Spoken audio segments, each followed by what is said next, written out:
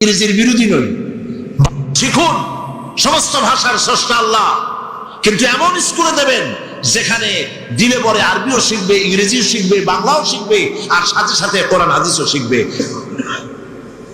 পুরুষ বা নারী যেই নেক আমল করবে, যারাই নেক আমল করবে, আমলে সালেহ করবে, ভালো কাজ করবে, আমি দুনিয়ায় তাদেরকে পবিত্র জীবন, সুন্দর স্বাচ্ছন্দ্যপূর্ণ জীবন যাপনের তৌফিক দিয়ে দিব।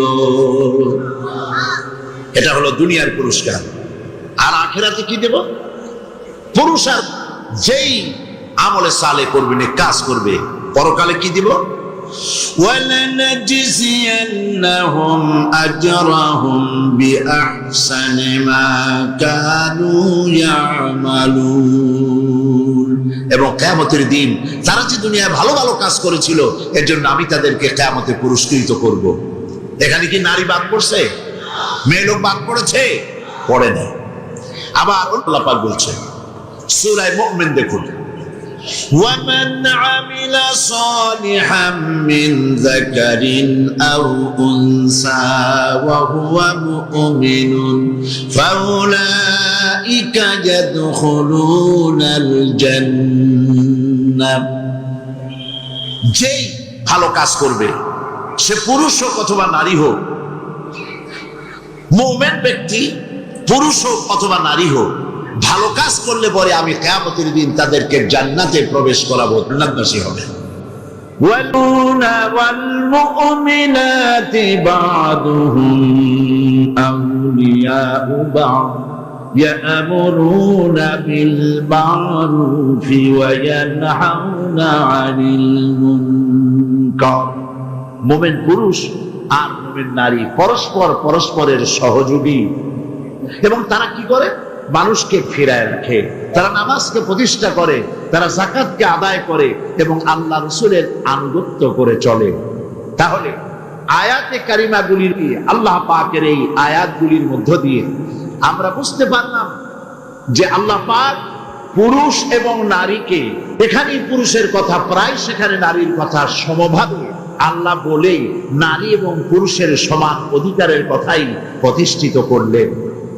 এমন এক সময় ছিল যখন কন্যা সন্তান জন্মগ্রহণ করাই ছিল পাপ, এবং সেই জাহালাতের যুগে কন্যা হয়েছে, মেয়ে হয়েছে, শুনলে পরে স্বামীর মুখ কালো হয়ে যেত, মুখটা মলিন হয়ে যেত, এবং বাচ্চাটাকে ধরে আছাড় মেরে ফেলে দিত, জীবিত অবস্থায় কবরের মধ্যে পুঁতে রাখত, পাথর মেরে মাথাটা থেতলো করে দিত।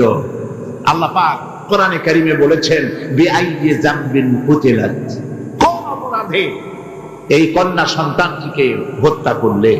কি অপরাধ তার? বনু তামিমের এক ব্যক্তি ইসলাম কবুল করার পর লোকটি কাঁদতেছিল। হাদিস শরীফে ঘটনাটি এসেছে। নবী করিম সাল্লাল্লাহু আলাইহি ওয়াসাল্লাম তাকে প্রশ্ন করলেন, তুমি কাঁদছো কেন? লোকটি বলছে, হে নবী, আমি তো মুসলমান হলাম, কিন্তু আমার গুনাহ কি মাফ হয়েছে? আল্লাহর নবী বলেন, তুমি যখন পড়েছো লা ইলাহা ইল্লাল্লাহু মুহাম্মাদুর রাসূলুল্লাহ, এই কালেমা পড়ার সঙ্গে সঙ্গে তোমার জীবনের সকল গুনাহ রাশি আল্লাহ রাব্বুল আলামিন মাফ করে দিয়েছেন। নবীজি প্রশ্ন করলেন, গুনাহ তো মাফ হয়েছে, আমি তোমারে গ্যারান্টি দিলাম, এরপরেও কাঁদো কেন? সে বলছে, হে রাসূল, আমি এমন গুনাহ করেছি যা সর্বক্ষণ আমাকে পীড়া দেয়। কি গুনাহ করেছো? সে বলল যে আমার স্ত্রী গর্ভবতী ছিল, গর্ভাবস্থায় তাকে রেখে আমি ব্যবসা করতে গিয়েছিলাম, ফিরে যখন এসেছি অনেকদিন পর স্ত্রী খবর দিল তার এক মরা সন্তান হয়েছে। আমি ভুলে গেলাম বিষয়। বেশ কয়েক বছর পর আমার ঘরে একটি ফুটফুটে সুন্দরী ছোট্ট একটি মেয়ে দৌড়দৌড়ি করতে দেখলাম। আমার খুব আগ্রহ হলো মেয়েটাকে দেখতে। আমি প্রশ্ন করলাম বউকে, এ মেয়েটি কার? বউ কাছে এসে বলল, এ মেয়েটি তোমারই। সেদিন আমি মিছে কথা বলেছিলাম মেয়ে হয়েছে এটা যদি তুমি শুনতে পারো তো মেরে মেরে দেবে, সেই ভয়তে আমি বলি নাই। আমি আমার দূর সম্পর্কীয় আত্মীয়র বাড়িতে তাকে প্রতিপালনের ব্যবস্থা করেছি, আর তারপরে একটু বড় হয়েছে পরে নিয়ে আসছি, এখন হয়তো তুমি তাকে দেখে আর মারতে পারবে না, সেই ভরসা করে এনেছি। ওকে বললাম মেয়েটিকে সাজিয়ে দাও, গুছিয়ে দাও, একটু বেড়ায় আসে। স্ত্রী সরল মনে মেয়েটাকে সাজিয়ে গুছিয়ে দিল। এই মেয়েটিকে নিয়ে আমি চললাম, কিছু দূর দৌড়ে যায় আমার সামনে, আবার পেছনে আমার কাছে আব্বা আব্বা বলে ছুটে আসে, আবার পেছনে পড়ে আবার আব্বা আব্বা করে দৌড়ে এসে আমাকে জড়িয়ে ধরে। এভাবে যেতে যেতে এক নির্জন এলাকায় গিয়ে, এক পাহাড়ি এলাকায় গিয়ে আমার চাদরের ভেতর থেকে মাটি খোঁড়ার যন্ত্র বের করে মাটি খোঁড়া আরম্ভ করলাম। মেয়ে আমার কাছে বসে বলছে, বাবা তুমি এত কষ্ট করছো কেন? সে তো বুঝতে পারতেছে না যে আমি তার জন্য কবর খনন করতেছি, আমি মাটি খুঁড়তেছি, মাটি এসে আমার জামায় লাগে, দাড়িতে লাগে, আর আমার মেয়ে আমার পাশে বসে আমার দাড়ি থেকে জামা থেকে ধুলাবালি সরায় দিচ্ছে আর বলছে, বাবা তুমি এত কষ্ট করছো কেন? গর্তটা যখন খনন করা হয়ে গেল, মেয়েটার হাত পা শুরু করলাম। মেয়ে বুঝতে পেরেছে আমি তাকে মেরে ফেলবো। মেয়ে তখন বলছে, বাবা আমাকে মেরো না, আমি তোমাকে বাবা থেকে তোমাকে সমাজে নিন্দনীয় করবো না, আমাকে মেরো না। আমি তার কোনো কথা শুনলাম না, হাত পাও বেঁধে সদরে কুয়ার ভিতরে গর্তের ভিতরে নিক্ষেপ করলাম। মেয়েটি আমার চিৎকার মেরে বলতেছে, বাবা আমাকে মেরো না, আমি তোমাকে বাবা বলে শরম দিব না। যে বলছে, রাসূল আমার পাষাণ হৃদয় গলল না, শেষবারের মতো একটা পাথরকে উঁচু করে আমি আমার মেয়ের মস্তককে লক্ষ্য করে এই পাথর সজলে নিক্ষেপ করলাম। মেয়ের বুক ফেটে রক্ত খিনকি দিয়ে বেরিয়ে গেল, আর মেয়ের মুখ থেকে আব্বা বলে একটা চিৎকার বেরোলো। ওই আব্বা চিৎকার এখনো যেন আমার কানে আমি শুনতে পাই। শরীফে এসেছে নবীজি কাহিনী শুনতেছিলেন, আর নবীজি রহমতের নবীর চোখ দিয়া পানি পড়ে দাড়ি ভিজে ভিজে ছিল। এমন সময় ছিল যখন নারীদের কোনো সম্মান ছিল না, ইজ্জত ছিল না। নারীর সম্মান কে দিল? আল্লাহ দিলেন। বলেন কে দিলেন? আজকে আমাদের জানতে হবে ইসলাম কি দিল আর পাশ্চাত্য কি দিল। নারী, ইসলাম যা দিয়েছে নারীকে, পুরুষকে নারীকে ইসলাম যে সমান অধিকার দিয়েছে পৃথিবীতে কেউ তা দিতে পারে না। নারীর জীবনে তিনটা ভাগ করা যায়, নারীর জীবনকে তিনটা ভাগ করা যায়। প্রথমে সে কন্যা হিসেবে পৃথিবীতে আসে, এরপরে এই কন্যাটি কিশোরী হয়, তারপরে যৌবন পায়, এরপরে একদিন বীর হয়ে যায়, তখন সে স্ত্রী হয়, বধূ হয়। তো প্রথম স্তর হচ্ছে, প্রথম অধ্যায় নারীর জীবনের প্রথম অধ্যায় সে কন্যা, দ্বিতীয় অধ্যায় সে বধূ, তৃতীয় অধ্যায় সে মাতা হয়ে যায়। ইসলাম এই তিন অধ্যায় নারীকে কি দিল, কি অধিকার দিল, এবং স্বামী আর স্ত্রীর মধ্যে কি সম্পর্ক গড়ে তুলি, এরকম একটি হাদিস এসছে মেয়েদের জন্য। সুবহানাল্লাহ। নবীজি বলছেন, মান আলা জারিয়াতাইন হাত্তা তাবলুগা জা ইয়াউমাল কিয়ামাতি আনা ওয়া হুয়া কাহাতাইন ওয়া দাম্মা আসাবিহু। আখরাজাহু মুসলিম। মুসলিম শরীফের হাদিসের মধ্যে এসছে, আল্লাহর নবী বলেন, যদি কারো দুটি কন্যা সন্তান হয় আর ওই কন্যা সন্তানটিকে বয়সপ্রাপ্ত হওয়া পর্যন্ত যদি তাকে প্রতিপালন করে এবং তাকে সহযোগিতা করে, কিয়ামতের দিন আমি মুহাম্মদ সাল্লাল্লাহু আলাইহি ওয়াসাল্লাম আর ওই দুই কন্যার পিতা পাশাপাশি অবস্থান করব জান্নাতে। এই কথা ছেলেদের ব্যাপারে বলা হয় নাই, কাদের ব্যাপারে বলা হয়েছে? মেয়েদের ব্যাপারে। নবী করিম সাল্লাল্লাহু আলাইহি ওয়াসাল্লাম বলেছেন, ওয়ান জাবির বিন আব্দুল্লাহ রাদিয়াল্লাহু তাআলা আনহু قال قال رسول الله صلى الله عليه وسلم من كان له ثلاث بنات يربيهن ويكفيهن ويرحمهن فقد وجب له الجنة। নবীজি বলেন, তিন কন্যার পিতা যদি কেউ হয় আর ওই তিনটি কন্যাকে যদি কেউ স্নেহ করে, আদর করে, আদব শিখায়, দিন শিখায়, আর এবং সৎপাত্রস্থ করতে পারে, নবীজি বলছেন ওই পিতার জন্য কিয়ামতের দিন আল্লাহ পাক জান্নাত ওয়াজিব করে দিবেন। জান্নাত তার জন্য ওয়াজিব হয়ে যাবে। সাল্লাল্লাহু আলাইহি ওয়াসাল্লাম বলেছেন, লা তাকরিহুল বানাত ফা ইন্নী আবুল বানাত। রাসূলুল্লাহ সাল্লাল্লাহু আলাইহি ওয়াসাল্লাম কন্যাদের ঘৃণা করো না, কারণ আমি মুহাম্মদ সাল্লাল্লাহু আলাইহি ওয়াসাল্লাম কন্যাদের পিতা। সুবহানাল্লাহ। যারা কন্যা সন্তান হলে পরে মুখ কালো করেন, অনেক পুরুষ আছে যখন স্ত্রী গর্ভবতী হয় বন্ধুদের কাছে খবর দেয়, আল্লাহ এবারে সন্তান দিবেন, দোয়া করো। তারপরে যখন খবর পাওয়া গেল ডেলিভারি করেছে একটা মেয়ে, মুখটা মলিন হয়ে যায়। বন্ধুরা জিজ্ঞেস করলো কই সন্তান হবে, বললে কতদিন চলে গেল কোনো খবর টবর যে দিলে না। কয় যে বলার মতো না। কি? কয় যে মাইয়া হয়েছে, একটা মেয়ে হয়েছে, এটা আর বলার মতো না। মুখটা কালো হয়ে যায়, স্ত্রীর সঙ্গে কথা বলে না। বারবার মেয়ে হলে, এমনও খবর পাওয়া গেছে বারবার মেয়ে হয়েছে, স্ত্রীকে পর্যন্ত দিয়ে দিয়েছে। নাউজুবিল্লাহ। মেয়ে হওয়ার জন্য স্ত্রী কি দায়ী? কে দায়ী? স্বামী দায়ী? তো খামোখা কেন মুখ মলিন করেন? আল্লাহ রাব্বুল আলামিন বলেছেন কোরআনে কারীমের মধ্যে, আমি কাউকে ছেড়ে দেই, কাউকে মেয়ে দেই, কাউকে ছেলেও দেই, মেয়েও দেই, কাউকে কিছুই দেই না। ইন্নাল্লাহা আলা কুল্লি শাইইন কাদির। সমস্ত জিনিসের উপরে ক্ষমতা কার? আল্লাহ পাকের। সন্তান হয় না, আল্লাহর কাছে চাও, ছেলেও দিতে পারেন, মেয়েও দিতে পারেন, তার ইচ্ছা।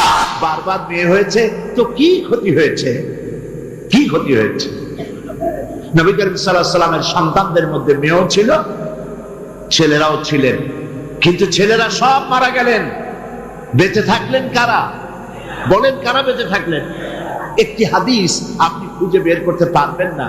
নবী করিম সাল্লাল্লাহু আলাইহি ওয়াসাল্লাম কখনো আল্লাহ পাকের দরবারে হাত তুলে বলেছিলেন যে আল্লাহ, ছেলেগুলি তো সব তুমি নিয়ে গেলে, সবগুলির বাঁচায় রাখলে, তুমি দয়া করে আমাকে আরেকটি ছেলে দান করো। এরকম একটি হাদিস নাই। সুতরাং কন্যা হিসেবে নারীর জীবনের তিনটি অধ্যায়ের একটি অধ্যায় হলো কন্যা। সেই কন্যার অধিকার প্রতিষ্ঠিত করেছে ইসলাম। সুবহানাল্লাহ। এবার কিছুদিন পর সে বউ হয়ে গেল, স্ত্রী হলো যৌবন পাওয়ার পর। এখন দেখেন কোরআন তাকে কি অধিকার দিচ্ছে। আল্লাহ রাব্বুল আলামিন বলেন, ওয়া মিন আয়াতিহি আন খালাকা লাকুম মিন আনফুসিকুম আজওয়াজান লিতাসকুনু ইলাইহা ওয়া জাআলা বাইনাকুম মাওয়াদ্দাতান ওয়া রাহমা। আল্লাহ পাকের অসংখ্য নিদর্শনের ভিতরে এটি একটি নিদর্শন যে তোমাদের থেকে আল্লাহ পাক তোমাদের জোড়া সৃষ্টি করেছেন এবং তোমাদের ভালোবাসা আর সহৃদয়তার সৃষ্টি করেছেন। ভালোবাসা কে সৃষ্টি করলেন? মেয়ে ঢাকা, বিয়ে করেছে চট্টগ্রামের ছেলে। দুজনের চাল চলন ভিন্ন, ভাষাও। ঢাকার মেয়ে বলে কোথায় যাবেন, চট্টগ্রামের ছেলে বলে ঘটে যাবেন। দেখছেন অবস্থা? ঢাকার মেয়ে বলছে পাশে বসেন, আর চট্টগ্রামের বলছে ভাষায় বেশ কম না, ভাষায় বেশ কম, চাল চলনে বেশ কম, খাওয়ায় বেশ কম, রুচিতে বেশ কম। মারামারি হওয়ার কথা ছিল প্রত্যেক দিন। আল্লাহ পাক বলেন আমি ভালোবাসার সৃষ্টি করেছি দুজনের মধ্যে। সুবহানাল্লাহ। আমি ভালোবাসার সৃষ্টি করেছি, জাআলা বাইনাকুম মাওয়াদ্দা, পরস্পর পরস্পরের জন্য আকর্ষণ সৃষ্টি করেছি, ওয়া রাহমা, আর সহৃদয়তা করুণার সৃষ্টি করেছি। যখন বার্ধক্যে পৌঁছে যায় স্বামী আর স্ত্রী, তখন উভয়ের মধ্যে করুণার সৃষ্টি করে দেই। সুবহানাল্লাহ বলবেন না? তো তোমার থেকে তোমার জোড়া সৃষ্টি করা হয়েছে, এখন এই স্ত্রীর প্রতি সদ্ব্যবহার করো। وَلَهُنَّ مِثْلُ الَّذِي عَلَيْهِنَّ بِالْمَعْرُوفِ, আল্লাহ পাক বলেন সদ্ব্যবহার পাওয়ার ওই পরিমাণ অধিকার নারীদের উপরে তোমার আছে যতখানি অধিকার নারীদের উপর পুরুষের আছে। সদ্ব্যবহার শুধু তার কাছেই আশা করো না, সেও তোমার কাছে যে সদ্ব্যবহার আশা করে সেটাও তুমি তাকে দিতে শেখো। হুন্না লিবাসুন লাকুম ওয়া আনতুম লিবাসুন লাহুন্না। ইসলাম কোথায় নিয়ে গেছে, সম্পর্ক কত বাড়িয়ে দিল। হুন্না লিবাসুন লাকুম ওয়া আনতুম লিবাসুন লাহুন্না। তোমরা স্ত্রী তোমার ভূষণ স্বরূপ আর তুমি তোমার স্ত্রীর ভূষণ স্বরূপ। ভূষণ মানে কি? পোশাক। পোশাকের কথা কেন বলা হলো? এই জন্য বলা হয়েছে পোশাক মানুষের কয়েকটা উপকার করে, শুধু শীত আর গরম নিবারণ করে না। পোশাক মানুষের আয়েব ঢেকে রাখে, পোশাক মানুষের সম্মান তার লজ্জা ঢেকে রাখে। এই একের সাথে অপরের পোশাকের দৃষ্টান্ত আল্লাহ পাক দিলেন। এর অর্থ হচ্ছে পরস্পর পরস্পরের আয়েবকে ঢেকে রাখবে, একজন আরেকজনের আয়েবকে মানুষের সামনে পেশ করবে না, একজন আরেকজনকে শরম দিবে না, পরস্পরের সাথে মিলেমিশে থাকবে। একথা আল্লাহ পাক বললেন। ওয়াশিরুহুন্না বিল মারুফ। আর তোমরা স্ত্রীদের সাথে সদ্ব্যবহার করো। কে বলছেন? আল্লাহ পাক বলছেন। স্ত্রীদের ভিতরে সদ্ব্যবহার স্ত্রীদের সাথে কিভাবে করতে হবে, সব ব্যাপারে রাসূলুল্লাহ হচ্ছেন আদর্শ। লাকাদ কানা লাকুম ফি রাসূলিল্লাহি উসওয়াতুন হাসানা। সমস্ত ব্যাপারে তোমাদের জন্য মহত্তম আদর্শ হলেন নবী করিম সাল্লাল্লাহু আলাইহি ওয়াসাল্লাম। রাসূল সাল্লাল্লাহু আলাইহি ওয়াসাল্লাম বলেছেন, তোমাদের মধ্যে উত্তম সেই যে ব্যক্তি তোমাদের স্ত্রীর কাছে উত্তম। আমি আমার স্ত্রীদের কাছে উত্তম ব্যক্তি। সুবহানাল্লাহ বলবেন না? এবার দেখেন নবীজি আদর্শ দেখালেন স্বামী স্ত্রীর সঙ্গে সম্পর্কটা কেমন হবে। হযরতে খাদিজা রাদিয়াল্লাহু তাআলা আনহা আর নবীজির ভিতরে কেমন মহব্বত ছিল, কেমন আকর্ষণ ছিল। তিনি যখন হযরত খাদিজাকে বললেন, খাদিজা, আল্লাহ আমাকে নবী বানিয়েছেন, আমার উপর ঈমান আনো, এক আল্লাহর উপরে ঈমান আনো। হযরতে খাদিজা এক মুহূর্ত, একটি চোখের পলকও তিনি দেরি করেন নাই। যখনই নবীজি তাকে ঈমান আনতে বলেছেন, হযরত খাদিজা পড়েছেন লা ইলাহা ইল্লাল্লাহু মুহাম্মাদুর রাসূলুল্লাহ। নবী করিম সাল্লাল্লাহু আলাইহি ওয়াসাল্লাম বলেছেন, আকাশের নিচে জমিনের উপরে খাদিজার মতো উত্তম মহিলা পৃথিবীতে আর নাই। কি সম্মান আল্লাহ পাক তাকে দিয়েছেন। আল্লাহ পাক নিজে হযরতে খাদিজাকে সালাম জানিয়েছেন। সুবহানাল্লাহ বলবেন? হেরা পাহাড়ে হযরতে জিবরাইল আলাইহিস সালাম নবীজির সঙ্গে কথা বলছেন, ওহী নিয়ে এসেছেন।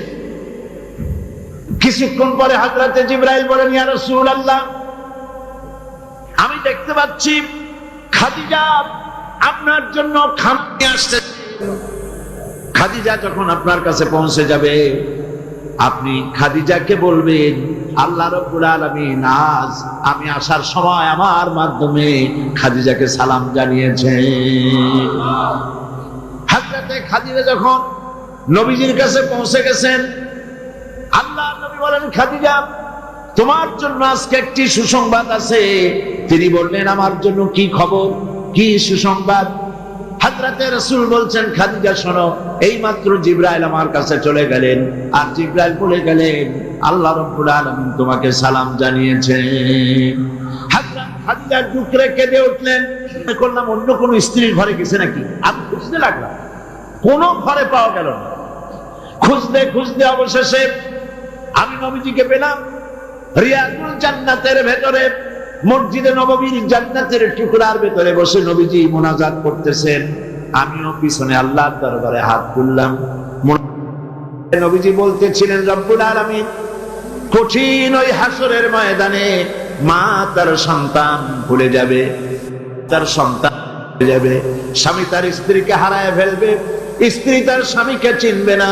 ওই কঠিন হাসরের ময়দানে তাআলা আমি যেন আমার খাদিজারে হারায় না যাই। মুনাজাত শেষ হওয়ার পর হযরত আয়েশা বলেন, ইয়া রাসূলুল্লাহ, খাদিজা এই বুড়ির কথা এখনো কেন আপনার মনে পড়ে? খাদিজার পরে কুমারী মেয়েও তো আপনি বিয়ে করেছেন, খাদিজার কথা কেন বুড়ির কথা ভুলতে পারেন না? নবীজি বলেন, আয়েশা রে, খাদিজার সম্পর্কে এরকম কথা তুমি বলবে না। তোমরা জানো না, তোমরা সবাই আমার সুদিনের স্ত্রী, আর খাদিজা আমার এমন সময়ের স্ত্রী যখন এই মক্কা নগরীতে মুহাম্মদ সাল্লাল্লাহু আলাইহি ওয়াসাল্লামের পাও রাখার জায়গা ছিল না। হযরত আয়েশা বললেন, ইয়া রাসূলুল্লাহ, আমি ক্ষমা চাই, আমাকে মাফ করে দিন। আমি খাদিজার সম্পর্কে এমন কথা আর উচ্চারণ করব না, তবে খাদিজার সম্পর্কে আমারে কিছু কথা শোনান। হযরতে নবীজি বলেন, আয়েশা রে, শোনো, আমার সঙ্গে বিবাহের পর খাদিজার সম্পত্তি যা ছিল আল্লাহর রাস্তায় সব উজাড় করে দিয়েছে। কতদিন না কেউ থেকেছে, একদিনের জন্য বলে নাই আপনার সাথে বিয়ে হয়েছে বলে আজ আমি না খাইয়ে আসি। সারাদিন সারা রাত দাওয়াতের কাজ করে আমি যখনই দরজার কাছে ফিরেছি, যত রাত হোক না কেন, একবার বলেছি খাদিজা, অমনি দরজা খুলে গেছে। আমি প্রশ্ন করেছি, খাদিজা, যত রাত্রে আসলাম একদিনও দুইটা ডাক দেওয়া লাগলো না, তুমি কি ঘুমাও না?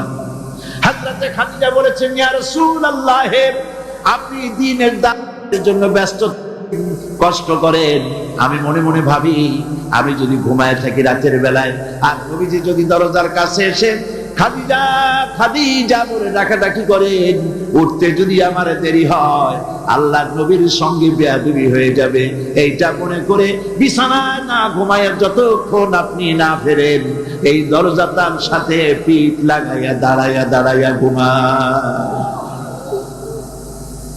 হযরত আয়েশা বলেছেন, আমাদের ঘরে রান্না বান্না তেমন হতো না, আমাদের ঘরে তেমন গোশত খাওয়ার সুযোগ আমাদের কিসমতে তেমন হতো না। যদি কোনোদিন আমাদের ঘরে দুম্বা বা ছাগল জবাহ হতো, গোশতগুলি নবীজি কেটে ভাগ করে সমস্ত স্ত্রীদের ঘরে দিয়ে দিতেন। এরপরে কয়েকটা গোশতের টুকরা একটা টোপলায় নিয়ে হযরত খাদিজা মদিনার অলিতে গলিতে ঘুরে বেড়াতেন। খাদিজার কোন বান্ধবী পাওয়া যায় কিনা? সুবহানাল্লাহ।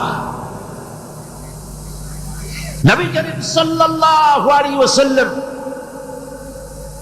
তার স্ত্রীদেরকে এভাবে ভালোবাসতেন, আর স্ত্রীরাও নবীর জন্য এভাবে ভালোবাসতেন, ভালোবাসা দিতে। স্ত্রীর অধিকার ইসলাম দিয়েছে, আর কেউ দিতে পারে নাই। আর এই স্ত্রীদের মধ্যে সব থেকে উত্তম স্ত্রী কে? নবীজি বলেছেন, আদ-দুনিয়া কুল্লুহা মাতাউ ওয়া খায়রুল মাতাইদ দুনিয়া ইমরাতুস সালিহা। দুনিয়ার সব কিছু এর মধ্যে উত্তম নিয়ামত হচ্ছে পতিপরায়ণা। সুবহানাল্লাহ। হুজুর বলেছেন, তিনটি জিনিস আমি পছন্দ করি, তিনটি জিনিস আমার প্রিয়। একটি হলো নামাজ, একটি হলো সুগন্ধ, আর একটি হলো স্ত্রী।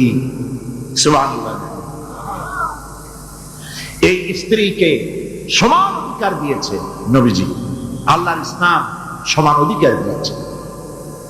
নারীর অর্থনৈতিক অধিকার প্রতিষ্ঠিত করেছে ইসলাম, তাকে অর্থনৈতিক অধিকার দিয়েছে, মহারানার ব্যবস্থা করেছে। কোরআন বলছে, ফাতুহুন্না উজুরাহুন্না ফারিদা, ফরজ রূপী দায়িত্ব হিসাবে স্ত্রীর মহারানার টাকা আদায় করে দাও। বহু মুসলমান আছে মহারানার টাকা আদায় করে না, বরং আজকাল তো নতুন সিস্টেম চালু হয়েছে মানুষকে শোনাবার জন্য। বিবাহের মজলিসে বলা হয়, অমুকের মেয়ে অমুকের ছেলে বিয়ের মহারানা কত? 5,55,555 পয়সা। সামনে একটা টাকা বা পয়সা জিরো থাকতে পারবে না, একটা নিয়ম নীতি করে নিচ্ছে। এই টাকাগুলি মহারানার টাকা সঠিকভাবে আদায় করা হয় না অনেক ক্ষেত্রে, একথা ঠিক কিনা? বরং উল্টো করে মহারানা আদায় করা হয় মেয়ে পক্ষের কাছ থেকে, কন্যা পক্ষের কাছ থেকে। এটাকে কি বলা হয়? এটাকে কি বলা হয়? এটা হলো যৌতুক নামের কৌতুক। মেয়ে পক্ষের কাছ থেকে টাকা আদায় করা। মেয়ে পক্ষ যদি ইচ্ছে করে বর পক্ষকে যদি টাকা দেয়, পয়সা দেয়, গাড়ি দেয়, বাড়ি দেয়, কোনো আপত্তি নেই, দিতে পারে। কিন্তু ডিমান্ড করে নেওয়া, চেয়ে নেওয়া সম্পূর্ণ হারাম। কন্যার পিতার মাথা 12 বছর, 18 বছর, 20 বছর, 25 বছর লালন পালন করে কলিজার টুকরা সন্তানটাই তো দিয়ে দিল। এর চাইতে টেলিভিশন, গাড়ি বাড়ি বেশি হয় কি করে?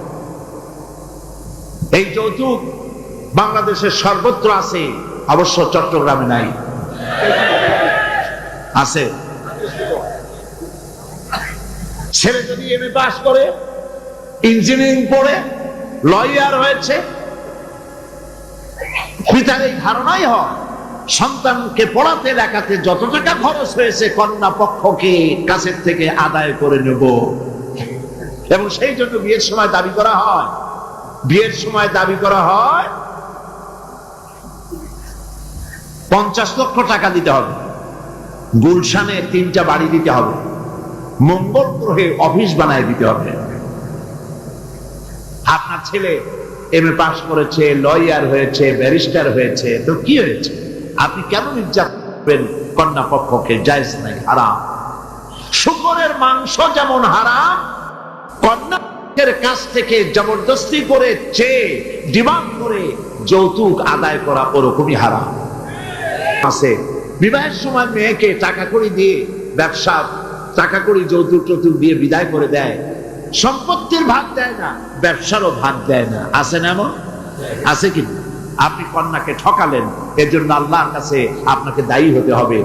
মেয়েদেরকে অর্থনৈতিক অধিকার আল্লাহ এভাবে প্রতিষ্ঠিত করেছেন, সে মহিলাদেরকে অর্থনৈতিক দিক থেকে তাদেরকে নির্যাতন করা যাবে না। এবার মেয়েদেরকে শিক্ষার অধিকার দেওয়া হয়েছে, কোনটা দেওয়া হয়নি? তারা বলছে, ইসলামের দুশমনেরা বলে নারীদেরকে ইসলাম ঠকাইছে। কোথা থেকে ঠকালো? কন্যা হিসেবে মর্যাদা দিল, বধূ হিসেবে মর্যাদা দিল, তারপরে অর্থনৈতিক সুযোগ করে দিল, এবার শিক্ষার অধিকারও প্রতিষ্ঠিত করলো। হযরতে আয়েশা রাদিয়াল্লাহু তাআলা আনহা,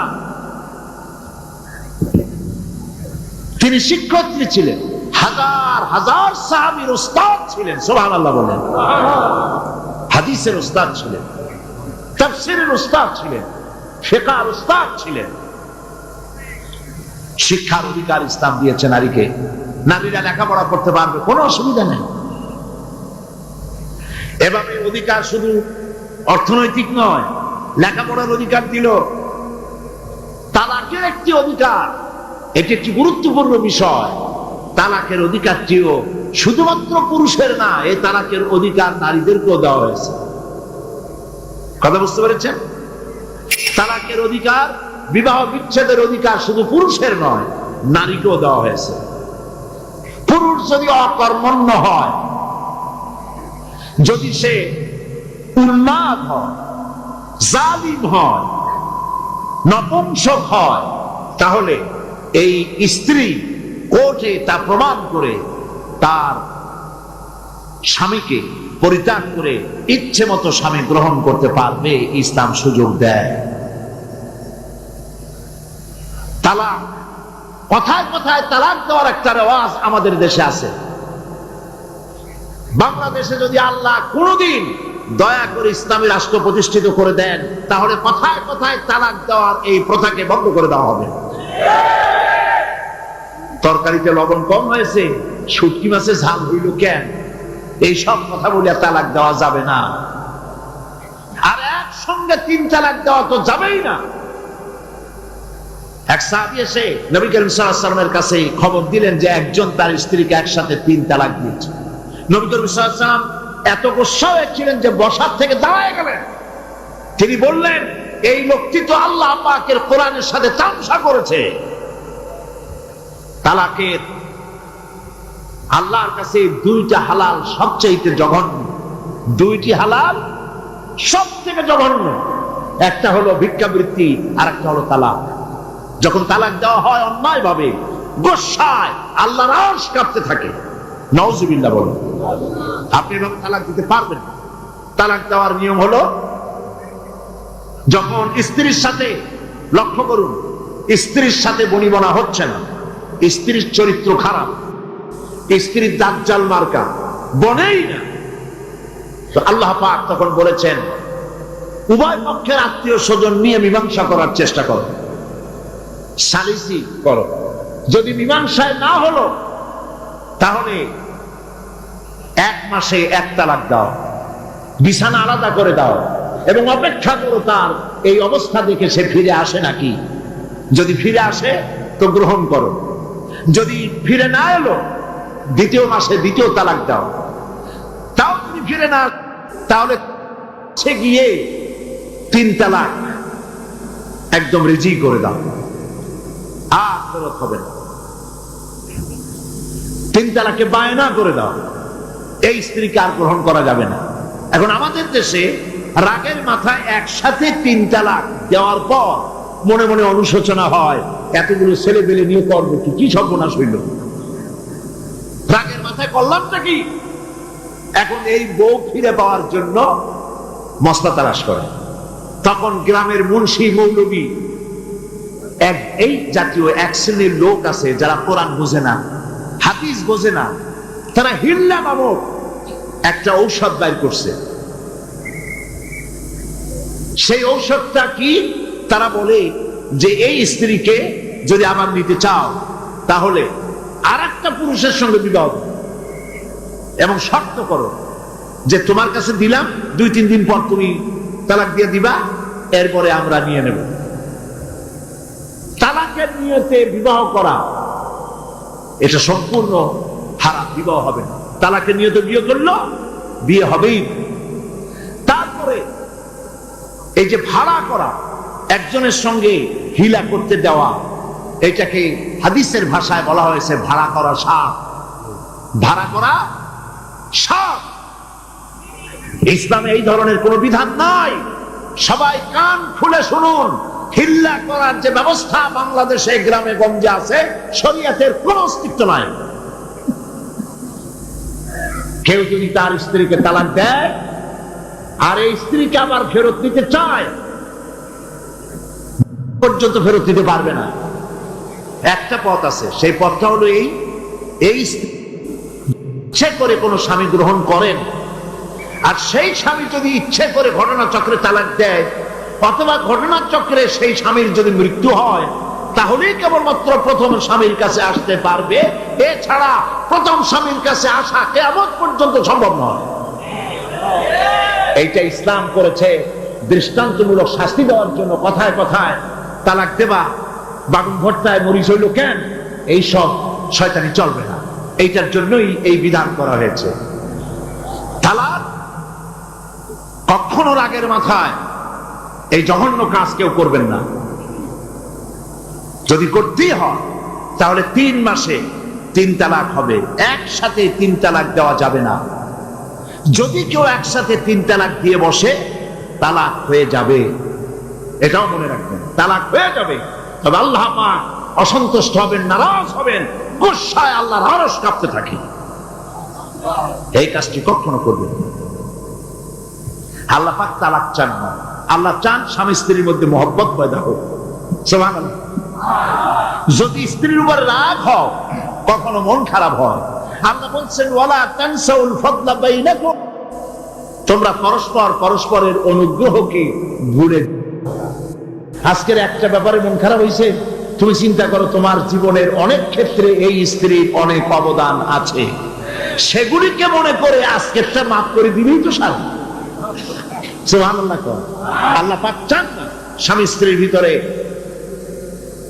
অসন্তুষ্টি থাকুক এবং তালাক পর্যায়ে চলে যায়। একবার নবী করিম সাল্লাল্লাহু আলাইহি ওয়াসাল্লাম বসে আছেন মসজিদে নববীর ভিতরে, মুখ মলিন, সাহাবায়ে কেরাম ভয়তে কথা বলতে পারছেন না। কিছুক্ষণ পর হুজুর হযরত আলী, হযরত ফাতেমার ঘরে ঢুকলেন, বেরিয়ে আসলেন হাসি মুখে। তিনি প্রশ্ন করলেন, সাহাবায়ে কেরাম জিজ্ঞেস করলেন, হে রাসূল, একটু আগে আপনার মুখ এত মলিন ছিল, আর এখন আপনি এত হাসি খুশি, আমরা তো তখন কথা বলতে সাহস পাইনি। হুজুর কি হয়েছিল? আল্লাহর নবী বলেন ওদের মধ্যে মনোমালিন্যের সৃষ্টি হয়েছিল আর আমার মনটা খারাপ হয়ে গিয়েছিল। ওদের, বুঝতে পারছেন তো, হযরত আলী এবং ফাতেমার মধ্যে মনোমালিন্য সৃষ্টি হয়েছিল, আমার মনটা খারাপ হয়ে গিয়েছিল। আমি ভেতরে গেলাম, উভয়ের সঙ্গে কথা বললাম। এখন তারা দুজনের মধ্যে তাদের ভুল বুঝাবুঝির নিরসন হয়েছে, আমার মনটা খুশি হয়ে গেছে। নবীজি বলেন ফাতেমাকে যে কষ্ট দেয় সে আমাকে কষ্ট দেয়, কারণ ফাতেমা আমার কলিজার টুকরা। স্বামী এবং স্ত্রীর মধ্যে সম্পর্ক ভালো থাকতে হবে, অধিকার সমান, তবে স্বামীর মর্যাদা বেশি। মর্যাদা কার বেশি? স্বামীর মর্যাদা বেশি। তিরমিজি শরীফের হাদিসে এসেছে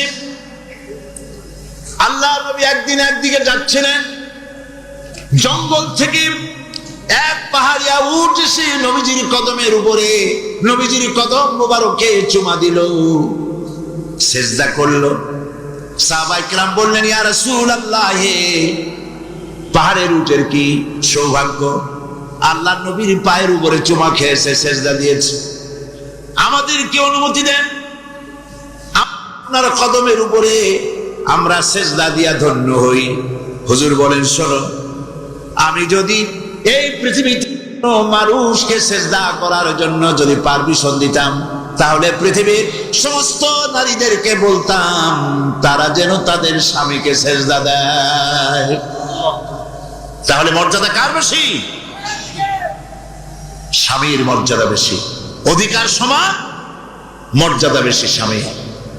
আবু দাউদ শরীফের হাদিসে এসেছে নবীজি বলেছেন, কোন স্ত্রী লোক এমন অবস্থায় যদি মারা যায় যে তার স্বামী তার উপরে সন্তুষ্ট ছিল, আল্লাহ রাব্বুল আলামিন ওই মেয়ে লোকটি জান্নাত দান করে দিবে। স্বামীর মর্যাদা এখানে বেশি। তাহলে আমরা দেখলাম অধিকারের দিক থেকে যখন নারী ছিল, বধূ ছিল, কন্যা ছিল, বধূ ছিল, সব জায়গায় ইসলাম নারীকে সম্মান বাড়িয়ে দিল, ঠিক কিনা বলেন?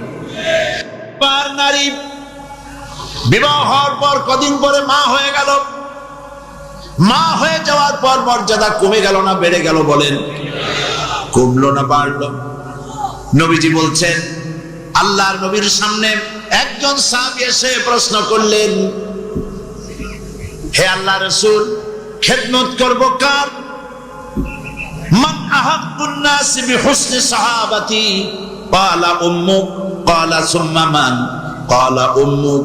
ক্বালা সুম্মা মান? ক্বালা উম্মুক। ক্বালা সুম্মা মান? ক্বালা আবুক। আখরাজাহুল বুখারী। বুখারী শরীফের হাদিস। সাহাবী জিজ্ঞেস করছেন, ইয়া রাসূলুল্লাহ, খেদমত করব কার? হুজুর বলেন, তোমার মায়ের। তারপরে কার? তোমার মায়ের। তারপরে কার? তোমার মায়ের। তারপরে কার? তোমার পিতার। বাপের চাইতে মায়ের মর্যাদা কয় গুণ বেড়ে গেল? বলেন, 3 গুণ বেড়ে গেল মর্যাদা। আল্লাহর নবী মসজিদে নববীতে বসে আছেন, সাহাবায়ে কিরাম কর্তৃক পরিবেষ্টিত হয়ে এমন সময় একজন বুড়ি মসজিদে প্রবেশ করেছেন। হুজুর তাকে দেখে দাঁড়ায় গেলেন। কাছে যখন এলেন মহিলা, নবীজি নিজের গায়ের চাদর বিছায়া দিলেন। মহিলা চলে যাওয়ার পর সাহাবায়ে কিরাম প্রশ্ন করলেন, ইয়া রাসূলুল্লাহ, আমরা তো চিনলাম না এই মহিলাকে। একজন মেয়ে লোকের জন্য নবীজি তার গায়ের চাদর বিছায়া দেয়, এত বড় সম্মানী মহিলা আমরা চিনলাম না, তিনি কে? আল্লাহর নবী বললেন, আমার মায়ের দুধ আমার কিসমতে তেমন হয় নাই, যার কোলে কাকে চড়ে, যার বুকের দুধ খাইয়া আমি বড় হয়েছি, এই আমার সেই দুধ মা হযরতে হালিমাতুস সাদিয়া। মায়ের মহব্বত কেমনে করতে হবে? মা যখন হয়ে গেলেন, সম্মান বেড়ে গেল সন্তানের কাছে। একজন সাহাবী এসে কাছে বলছেন, হে রাসূল, আমার মায়ের মেজাজ খুব খারাপ। হাদিস, আমার মায়ের মেজাজ খুব খারাপ। হুজুর প্রশ্ন করলেন, তোমার মা যখন তোমারে গর্ভে রাখছিলেন তখন তো মেজাজ খারাপ ছিল না। তিনি বললেন, হুজুর আমি সত্যি বলছি মেজাজ খুবই খারাপ। হুজুর বলছেন, তোমাকে যখন তোমার মা ডেলিভারি করেছিল তখন তো মেজাজ খারাপ ছিল না। কয় না হুজুর, দারুণ খারাপ মেজাজ। হুজুর বললেন, তোমার 2.5 বছর 2 বছর ধরে যখন দুধ খাওয়াইছিল তোমার মা তখন তো তার মেজাজ খারাপ ছিল না। সাহাবী যখন এর পরেও বললেন, ইয়া রাসূলুল্লাহি, আমি আমার মায়ের দুধের হক আদায় করে দিয়েছি। হুজুর বললেন, দুধের হক আদায় করেছো তুমি, তোমার মায়ের একটি শব্দের হক তুমি আদায় করতে পারো নাই। তুমি যদি পড়ে গেছো ছোট্টবেলায় খাটের থেকে কোলের থেকে পড়ে গেছো, কেঁদে উঠছো, আর তোমার মা যতক্ষণ ফিন ওয়ালা তানহারুহুমা, ঝিরকি দিবে না, ধমক দিবে না, আর তাদের সঙ্গে কোন ভাষায় কথা বলবে তাও আল্লাহ শিখায় দিয়েছেন। আল্লাহ পাক বলেন, ওয়াকুল লাহুমা কাওলান কারীমা, সম্মান সূচক কথা বলো মা বাবার সাথে। আর শিখায় দিলেন, বান্দারা তোমার মা বাবার জন্য আমার কাছে এই ভাষায় দোয়া করো, রব্বির হামহুমা কামা রাব্বায়ানি সাগীরা। আয় আমার রব, আমার মা বাপ ছোটবেলায় আমাকে যেভাবে স্নেহ করে লালন পালন করেছে, আল্লাহ পাক দয়া করে আমাকে, আমার পিতামাতাকে তোমার রহমতের কোলে লালন পালন করো। আল্লাহ পাক শিখাই দিয়েছেন। এই দোয়া করবেন তো? মনে থাকবে? প্রত্যেক নামাজের পরে মুনাজাতে এই দোয়া করবেন।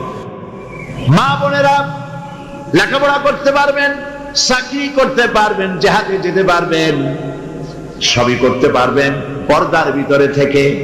আল্লাহ পাক কোরআনে কারিমে বলেছেন, ওয়াকারনা ফি বুয়ুতিকুন্না ওয়ালা তাবাররাজনা তাবাররুজাল জাহিলিয়াতিল উলা।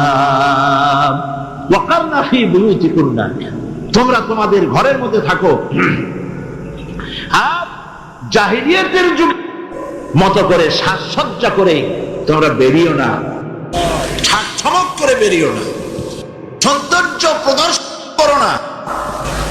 পৃথিবীতে বিভিন্ন দেশে মিস সুন্দরী প্রতিযোগিতা হয় না? হয় কিনা? সুন্দরী প্রতিযোগিতা হয় পৃথিবীর বিভিন্ন দেশে। Miss China, miss Thailand, miss America, miss Canada, এভাবে নাম হয়। সুন্দরী প্রতিযোগিতা কি? সুন্দরী প্রতিযোগিতা করতে গিয়ে বিচারক মণ্ডলী সুন্দরীদের শরীরের যেসব জায়গা মাপজোপ করে তা কেবলমাত্র শয়তানের পক্ষে সম্ভব, পুরুষের পক্ষে সম্ভব নয়। যারা এই বিচারক মণ্ডলী থাকে নির্লজ্জ বেহায়া, তারা কি তার নিজের মেয়ে, নিজের বোনের শরীরের সেসব জায়গা মাপ করতে পারবে? লম্পট। বাংলাদেশে সুন্দরী প্রতিযোগিতা কিয়ামত পর্যন্ত হতে দেওয়া হবে না। পর্দার বিষয়টি আলোচনা করতেছিলাম। পর্দা করা ফরজ। পর্দা করা কি ফরজ? নবীজি বলেছেন, এমন এক সময় আসবে, قال رسول الله صلى الله عليه وسلم نساء كاسية عارية مميلة مائلة رؤوسهن كالبخت المائلة لا يدخلن الجنة ولا يجدن ريحها أخرجه مسلم। আল্লাহর নবী বলেন, এমন এক জামানা আসবে যখন বস্ত্র পরিধানকারিণী উলঙ্গিনী হবে মেয়ে লোকগুলি, উটের চুটের মতো করে খোপা বেঁধে মরাল সময় হেলে দুলে পরপুরুষের আকর্ষণ করে রাস্তায় চলাফেরা করবে। এদের এরা কথা, জান্নাতের সুঘ্রাণ এদের প্রবেশ করবে না। কাসিয়াতুন আরিয়া, বস্ত্র পরিধানকারিণী উলঙ্গিনী। কথা শুনতেছেন আপনারা? বুঝতে পারতেছেন? বস্ত্র পরিধানকারিণী উলঙ্গিনী, কাপড় পরছে, যা পরাও যা, না পরাও তাই, জান্নাতে যেতে পারবে না। এই জন্য অশালীন পোশাক বাদ দিতে হবে। রাসূলুল্লাহ বলেছেন আরাফাতের ময়দানে, তোমরা যেমন খাবে তোমাদের মেয়েদেরকে স্ত্রীদেরকে তেমন পরাবে, তোমরা যেমন খাবে তেমন তাদের খাওয়াবে, তোমরা যেমন পড়বে তেমন তাদেরকে পড়াবে। কেউ কেউ এর অর্থ করেছে যেমন খাবো তেমন খাওয়াবো, এটা তো ঠিক আছে, যেমন পড়ি তেমন তাদেরই পড়াতে হবে। তো পুরুষও প্যান্ট শার্ট পরে মেয়েদেরকেও প্যান্ট শার্ট পরানো শুরু করছে। নাউজুবিল্লাহ বলে। কিয়ামতের অনেকগুলি আলামত আছে। হযরত আলী রাদিয়াল্লাহু তাআলা হাদিস রওয়ায়াত করেছেন, কিয়ামতের পূর্বে 15টি লক্ষণ প্রকাশ পাবে, তিরমিজি শরীফের হাদিস। তার মধ্যে একটি লক্ষণ হলো এই, মেয়েরা পুরুষের পোশাক পরবে, পুরুষরা মেয়েদের পোশাক পরবে। এটা তো শুরু হয়ে গেছে, শুরু হয়েছে কিনা? মেয়েরা, আমাদের দেশেও এই প্রচলন শুরু হয়েছে। কোন কোন ক্ষেত্রে মহিলারা প্যান্ট শার্ট ইত্যাদি চাদরবিহীন এগুলি পরে রাস্তায় বেরোনো শুরু হয়ে গেছে। আর পুরুষগুলি, আমাদের দেশে এগুলি কম, বিদেশে দেখেছি কানে দুল পরে। আমাদের দেশে দুল পরা শুরু করছে কিনা আমার চোখে এখনো পড়ে নাই। আছে? আমি তো এত খতায় দেখি, তারপরেও আমার নজরে পড়ে নাই। তবে চেন পরা দেখেছি, সোনার চেন বহু নজরে পড়েছে। সবচেয়ে গলায় পরে পুরুষ মাঘের পৌষের প্রচন্ড শীতে সামনের 3-4টা বোতাম খোলা রাখে, যাতে মানুষে বুঝে উনি একখান কিছু করছেন। হারাম, হারাম।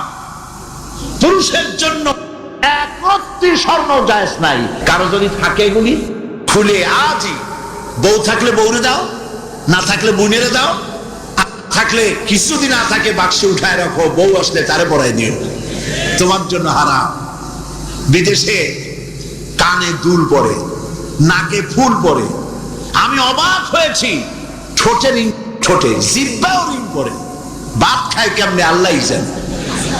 শয়তান কারে বলে না, আমার দেশে জিহ্বায় ঠোঁটে রিং আমি দেখিনি। আমি ইউরোপ আমেরিকা দেখেছি, মাথার চুল চতুর্দিক থেকে কেটে মাথার চান্দির উপরে তালপট্টির দ্বীপের মতো বানায় রাখে, আবার দুই দিক থেকে কামাইয়া মাথার উপরে তাল পাতার মতো রঙিন করে চুল খাড়া করে রাখে, আবার পিছনের চুল ছোট ছোট কেটে, ছোট করে কেটে ওইখানে বাড়ির নম্বর, রোড নম্বর, টেলিফোন নম্বর লিখে রাখে। আমি দেখে বলছি, শয়তানে যদি এই সব দেখে আলী কানবে আর বলবে যে আমি শয়তান হয়েছিলাম কেন? কত মারাত্মক হয়ে গেছে মানুষ এই শয়তানদের অনুকরণ করে, নাউজুবিল্লাহ বলে। এই জন্য পোশাকের ব্যাপারে মা বোনরা কেমন পোশাক পরবে আল্লাহ পাক কোরআনের মধ্যে বলে দিয়েছে। ওরা সমান অধিকার দিতে চায়, নারীকে পুরুষ বানায়া পুরুষের সমান অধিকার দিতে চায়, আর ইসলাম নারীকে নারীর মর্যাদায় রেখে পুরুষের সমান অধিকার। কথাটা পার্থক্য আছে কি নাই? বুঝতে পেরেছেন কিনা? নারী পোশাক শালীন, মার্জিত। আল্লাহ পাক কোরআন শরীফের মধ্যে বলেছেন, মহিলারা এমন একটা কাপড় পরবে, যেই কাপড়টা এমন শাড়ি পরার পর অথবা সালোয়ার কামিজ পরার পর, কাপড় পরার পর এর উপর একটা চাদর পরবে, এমন যেই চাদরটা মাথাটা, গলাটা, বুকটা ঢেকে যায়, এমন একটি চাদর পরা আল্লাহ পাক খরচ করে দিয়েছেন প্রত্যেকটি বয়সপ্রাপ্ত না করে। সেই জন্য মা বোনদেরকে তাদের কাপড় চোপড় শালীন হতে হবে। কোরআন শরীফে আল্লাহ পাক বলেছেন, ওয়ালা তাকরাবুজ জিনা ইন্নাহু কানা ফাহিশাতান ওয়া সা সাবিলা। জিনা করার কথা, জিনার নিকটস্থিও হয় না। এখন জিনার নিকটস্থি কিভাবে হয়? জিনা করা তো দূরের কথা, জেনার কাছেও যাও না। জেনার কাছে যাওয়ার জন্য এগুলি হচ্ছে রুট, অশ্লীল গান, অশ্লীল বাজনা, সৌন্দর্য প্রতিযোগিতা, নারীদের অশালীন অমার্জিত কাপড় চোপড় পরে রাস্তায় বেরোনো, এগুলি জেনা ব্যভিচার পথকে বাড়িয়ে দেয়। বলেন নাউজুবিল্লাহি মিন যালিক। এই জন্য মহিলাদের চাদর পরার কথা বলা হয়েছে, বোরকা কথা বলা হয়েছে, হিজাব এবং নিকাব পরার কথা বলা হয়েছে। মহিলাদের ঘরই হচ্ছে তাদের জন্য জিহাদ। জিহাদের ফজিলত বয়ান করার পর মা বোন জিজ্ঞেস করেছেন, হে রাসূল, আমাদের জিহাদের উপায় কি? হুজুর বলেছেন, আলাইকুন্না বিল বাইতি ফাইন্নাহুম জিহাদুকুন্না। তুমি ঘরে থাকো, ঘরটাই তোমার জন্য জিহাদ। সন্তান প্রতিপালন করা, এটাই তোমার জন্য জিহাদ। নারীরা ব্যবসা করতে পারবে, রাজনীতি করতে পারবে, সমাজনীতি করতে পারবে, সব পারবে, কিন্তু পুরুষের সাথে অবাধ মেলামেশা থেকে নিজেকে অবশ্যই দূরত্ব ব্যবধান রেখে তাকে চলতে হবে। অবাধ মেলামেশাকে ইসলাম হারাম করেছে। আর নারীদের জন্য নবী করিম সাল্লাল্লাহু আলাইহি ওয়াসাল্লাম বলেছেন, আল মারআতু ইযা সাল্লাত খামসাহা ওয়া সামাত শাহরাহা ওয়া আতাত বালাহা ওয়া আহসানাত ফারজাহা। নবী করিম সাল্লাল্লাহু আলাইহি ওয়াসাল্লাম বলেছেন, যদি চারটি কাজ করে, 5 ওয়াক্ত নামাজকে সঠিকভাবে যদি আদায় করে, রমজান মুবারকের রোজা যদি রাখে, আর মহিলারা যদি স্বামীর আনুগত্য করে চলে, সতীত্বের হেফাজত যদি করে, এই 4টি কাজ করতে পারলে আল্লাহ রাব্বুল আলামিন তাদেরকে কিয়ামতের দিন জান্নাতের যেই দরজা দিয়ে খুশি সেই দরজা দিয়ে জান্নাতে প্রবেশ করাবেন। যেটা দিয়ে সে যেতে চায় সেটা দিয়েই সে জান্নাতে যেতে পারবে। মহিলাদের অধিকার এর থেকে আর কি প্রতিষ্ঠিত করা হবে? মহিলাদের জন্য নামাজের ব্যবস্থা করা হয়েছে। মসজিদে নববী, যেখানে 1 রাকাত নামাজে 50,000 রাকাতের সওয়াব হয়। মসজিদে হারাম, যেখানে 1 রাকাত নামাজ পড়লে পরে 1,00,000 রাকাত নামাজ সওয়াব হয়, সেখানে নবী করিম সাল্লাল্লাহু আলাইহি ওয়াসাল্লাম নামাজ ব্যবস্থা করেছেন। যারা হজ করতে গেছেন তারা দেখে আসছেন, দেখছেন না? জান নাই হজে কেউ? মসজিদে নববীতে নেসা এখন পর্যন্ত মহিলাদের জন্য আলাদা দরওয়াজা।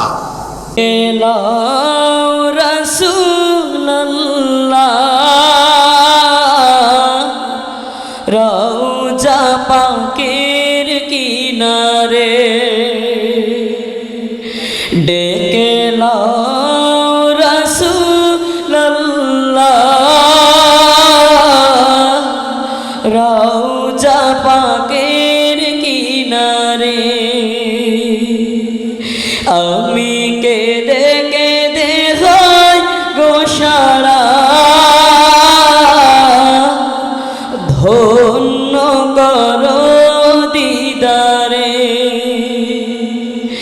আমি সইতে পারি না বিরহ জ্বালা, ধন্য করো দিদারে। মোদের অশ্রু ভেজা সালাম পাঠিয়ে দিলাম শিয়রে, ডেকে লাও রাসূলুল্লাহ, রওজা পাকের কিনারে। নূরে উজ্জ্বল চেহারা তোমার, দেখিলে হারাম দোজখের না। নূরে উজ্জ্বল চেহারা তোমার,